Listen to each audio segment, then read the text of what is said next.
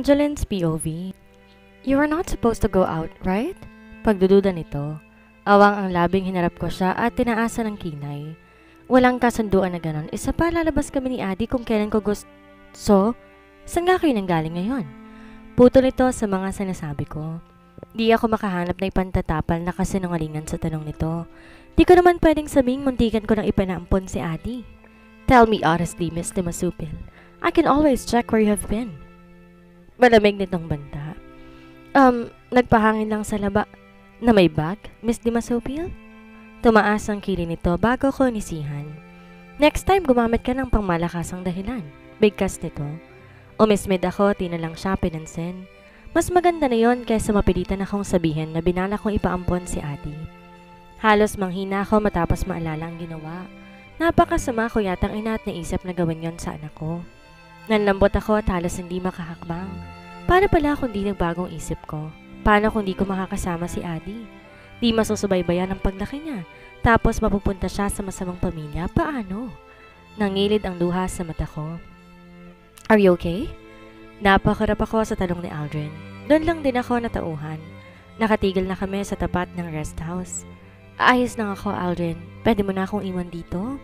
Ngunit umiling to at nagpatiuna pang tumuloy sa loob ng bahay. Kapag may kailangan ka or emergency, pwede kang humingi ng tulong sa katiwala kay Manong Ruben. Anito pagkalapag ng bag sa may sofa. Ha? Hindi ba yun magsusumbong kay Andre? Baka mamaya wala pang isang araw, bumalik na rito yung kapatid mo. Agad siyang umiling at gumisi. He won't, trust me. Malalim ko siyang tinignan at kahit ayoko, wala akong magawa kundi sumunod. Sa kabilang banda. Sa mga sumunod na araw, di na rin ako nahiya kay Manang Ruben na magpasuyo, lalo na ang pagbili ng pagkain. Binibigyan ko na lang siya para naman kahit papaano hindi nakakahiyang magpasuyo. Pasensya na po ulit, Manang Ruben. Hindi ko lang po maiwan si Adi. Nahihiyang hingi ko ng paumanhin.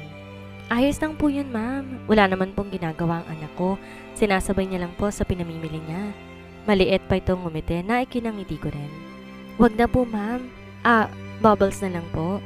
Bubbles na lang po itawag niyo sa akin. Sige po, Ma'am Bubbles. Ipatawag niyo na lang po ako pag may kailangan pa. Napangiwi ako sa itinawag nito sa akin. Gusto ko sanang kunin ang tiwala ni Manang Ruben para naman di siya magsumbong kay Andre, pero tila ilag ito. Kahit sa mga sumunod na buwan, ganun pa rin to. Pinagpapasalamat ko na lang na wala pa ring Andre na kumakatok sa pinto at nakalalabas na rin at hinahayaang makisalamuha sa ilang kapitbahay. Sure ka, hindi ka nalilipat? Sinadya sa kabilang linya. Hindi na muna. Bala ko rin maghanap ng trabaho, baka mapansin na ni Andre na masyado ng maraming bawas yung pera niya sa bangko. Ngumuso ko matapos maalalang sa card lahat ni Andre nang gagaling ang mga pinagagasasan ko. Kaya mo na ba? Sino mag-aalaga kay Adi? Tinaas nitong kilay tila ayaw kong payagan. Isasama ko. May tatanggap naman sigurong single mother, no? Bruha, syempre meron. Ang tanong dyan, papayagan kayong isamang anak mo sa trabaho. Humalakip-kip ako at inirapan siya.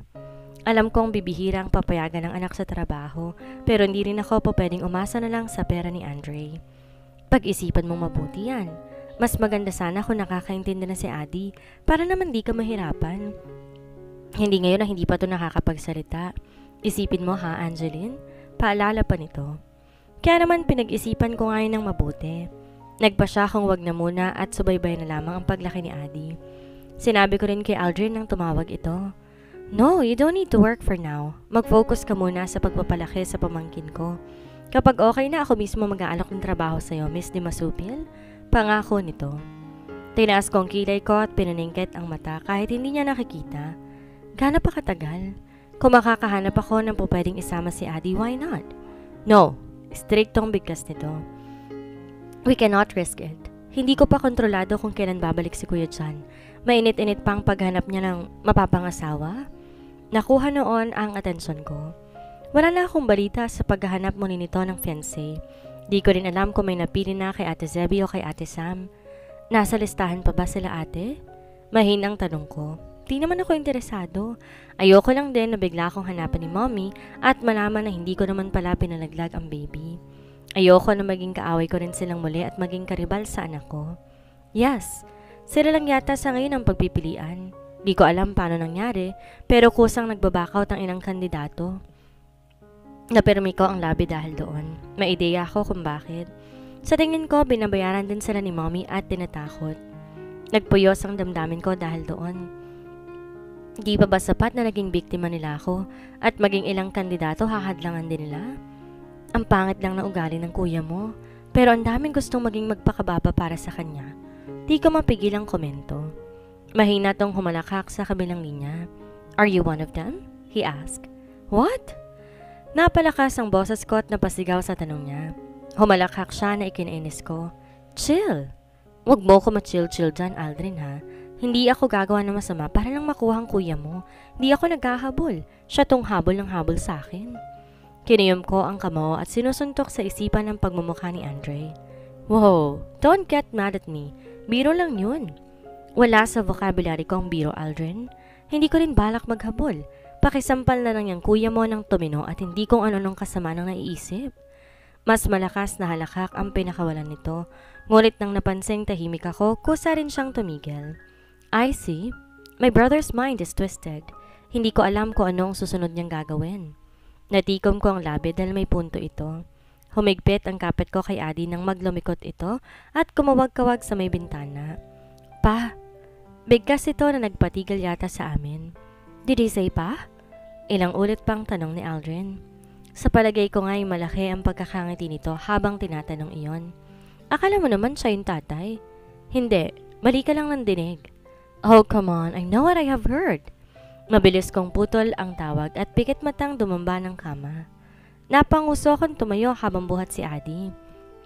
Baby naman, mama muna bigkasin mo bago ang sa tatay mong damuho. Mahinang maktol ko. Humagikik to na mas lalo ko lang kinanguso. Di yata ako nito papanigan at mas pipiliin pa rin ang tatay niyang damuho. Di lang yun ilang beses na nangyari, maraming beses. Ni minsan nga yata hindi ko narinig binigkas nito ang mama. Kahit nung mag-isang taong gulang na to, bibihira ako magsalita. Nagsusuplado pa at minsan kung tumitig seryoso. Nadya, magtatampo na talaga ako. Lagpas isang taon na si Adi pero di pa rin niya mabigkas ang mama. Napaka-big deal nito sa akin. Sira, ano magagawa mo kung papa pa lang nabibigkas ni Adi? Umayos ka nga, Angeline. Maghintay ka lang. Mali mo bigla puro mama nang bigkasin niya. Anito mula sa kabilang linya. Kahit na. Sakit kasi sa puso na ako tong kasama niya. Tapos ibang pangalan ang binibigkas niya. Magtigil ka nga dyan, Angeline ha. Anak mo yan, hindi mo jowa. Mas nang haba pa ang uso ko. Di kasi ako maka-emote. Gusto ko lang naman sabihin ang bigat sa pakiramdam na ako to nagpapakahirap para sa kanya. Nag-aalaga, nagmamahal, pero si Andre pa rin ang bukang bibig niya. Napabuntong hininga ako kasabay ni Nadia. Natahimik pa to sandali sa kabilang linya at tila nag-iisip pa.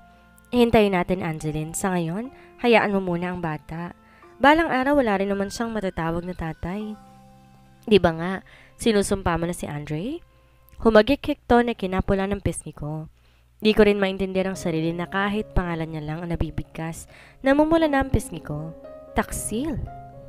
Kahit na, paano kung bigla talaga siyang maghanap ng tatay? Isa pa yon sa problema ko. Hindi yon imposibleng mangyari. Problemahin mo na lang pag nandyan na. Suhestyon ito na kinairap ko. Wala rin akong napala sa pagtawag kay Nadia. Minabuti ko na lang alagaan si Adi kahit pa sumasama ang loob ko tuwing bumibigkas siya ng papa. Mukha lang tong suplado pero tingin ko mabait ang anak ko at di nagmana sa kasamaan ng tatay niya. Miminsan ko siyang nilalabas sa bahay para makipaglaro, ngunit medyo mailap siya sa mga tao at piling kaibigan lang din ang pinapakisamaan niya. Ngayong malaki na siya, gusto ko siyang ipakilala kay Nadia. Celia, dalawin to sa puntod at ipakita ang apo niya. Di ko nga lang alam kung paano. Kaya naman nang pumasyal dito si Nadia, pinilit ko siyang isama kami ni Adi. Peste ka ba? Tapos ang buhay mo pag nakita ka ron. Paano pag nabalitaan ng bruha mong mami? Bye-bye Adi ang mangyayari. Ang init pa naman ng kompetisyon nila sa pagiging fiancé ni Andre. Humalakak ito na kinakuha ng atensyon ko. Tumigil ako sa pagtutupi ng damit at seryoso siyang tiningnan. Magtatago ako. Gusto ko lang madalaw si Nanay Celia. Bad idea yan. Delikado pa nga ngayon. Makinig ka nga sa akin, Angeline. Pilit pa nito. Hanggang ngayon ba wala pa rin silang napipili? Ang tagal na niyan. Magdadalawang taon na pero wala pa rin mapili-pili. Aba, anong malay ko? Dinig ko lang mahigpit ang labanan ng Ate Zebby mo at Ate Sam. Isa pa, baka naman ayaw talagang magpakasal ni Andre kasi baka ikaw pa rin ang gusto niya. Ay! Nilapitan ako nito at tinutusok-tusok ang tagiliran ko. Matalim ko siyang tinignan at inis na tinampi ang kamay niya. Magtigil ka nga, Nadja. Malabo yung sinasabi mo, ha? Di pa kasi siya tapos maglaro at gusto pa rin niyang buhay binata. Di mo sure yan. Sis, di ba nga, dati gusto niya si Zebby? Ngayon kasal na si Zebby at pwede niya nang pakasalan, bakit di niya papakasalan? Makahulog ang tanong nito bago tinaas baba ang kilay. Gets mo ba? Pagpapaintindi nito na hindi ko naman makuha. Umiling ako na kinamura niya. Boba, ibig sabihin nun, di pa siya nakamove on sa'yo. Tsaka pabayaan mo nga na hindi siya ikasal. Malay mo balang araw, hanapin ka niya. Chance na yun para mabuo yung pamilya ninyo.